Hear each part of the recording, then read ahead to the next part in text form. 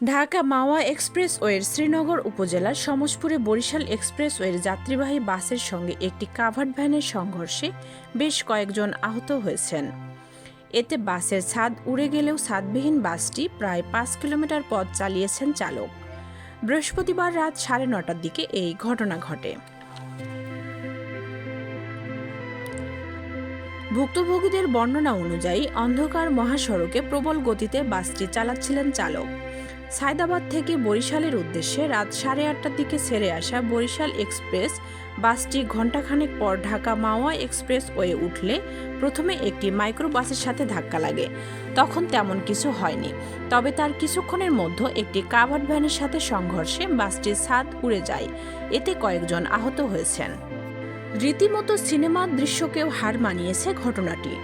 ফলে দূর থেকেই ঘটনার দৃশ্য একাধিক মুঠোফোনে ধারণ করেন অন্যান্য যানবাহনের যাত্রীরা। এর আগে প্রাণ বাঁচাতে বাস থেকে লাফিয়ে ও বিভিন্ন উপায়ে নামতে গিয়ে আহত হন ৭ থেকে ৮ যাত্রী। তবে সৌভাগ্যক্রমে প্রাণে বেঁচে গেছেন সবাই। যাত্রীরা আরও জানান, চালক দুর্ঘটনার স্থলের অদূরে হাইওয়ে পুলিশ ও সেনাবাহিনীর গাড়ি দেখে ছাদবিহীন বাসটি চালিয়ে পদ্মা সেতুর উত্তর থানার লোহজং এর কুমারভোগ এলাকায় নিয়ে আসে।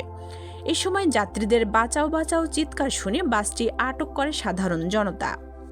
এ বিষয়ে হাসারা হাইওয়ে থানার ভারপ্রাপ্ত কর্মকর্তা আব্দুল কাদের জিলানী জানান, বৃহস্পতিবার রাত ৯:৩০টার দিকে ঢাকার সায়দাবাদ থেকে ছেড়ে আসা বরিশালগামী যাত্রীবাহী বাস বরিশাল এক্সপ্রেস শ্রীনগরের সমসপুরে পৌঁছানোর পর একটি কাভার্ড ভ্যানের সাথে সংঘর্ষে পড়ে। এ সময় কয়েকজন যাত্রী আহত হন। যাত্রীদের চিৎকারে বাসটি থামাননি চালক। ছাদবিহীন বাস চালিয়ে পদ্মা সেতুতে না উঠে অভ্যন্তরীণ সড়কে ঢুকে যায় বাসটি। যাত্রীদের আত্মচিৎকারে স্থানীয়রা লোহজং এর কুমারভোগ এলাকায় সিদ্দিকিয়া মাদ্রাসার সামনে বাসটি রোধ করে আটক করে। স্থানীয়রা বাসটি আটক করলেও চালক ও হেলপার পালিয়ে গেছে বলে জানান পদ্মা সেতুর উত্তর থানার ওসি মোহাম্মদ জাকির হোসেন। তিনি আরও জানান, শ্রীনগর উপজেলা স্বাস্থ্য কমপ্লেক্সে গুরুতর আহত একজনকে চিকিৎসা দিয়ে ঢাকায় পাঠানো হয়েছে। বাকিদের প্রাথমিক চিকিৎসা দিয়ে ছেড়ে দেওয়া হয়। গাড়িতে অন্তত ৬০ জন যাত্রী ছিলেন বলে জানা গেছে। রেশমা ইসলাম, মাই চ্যানেল।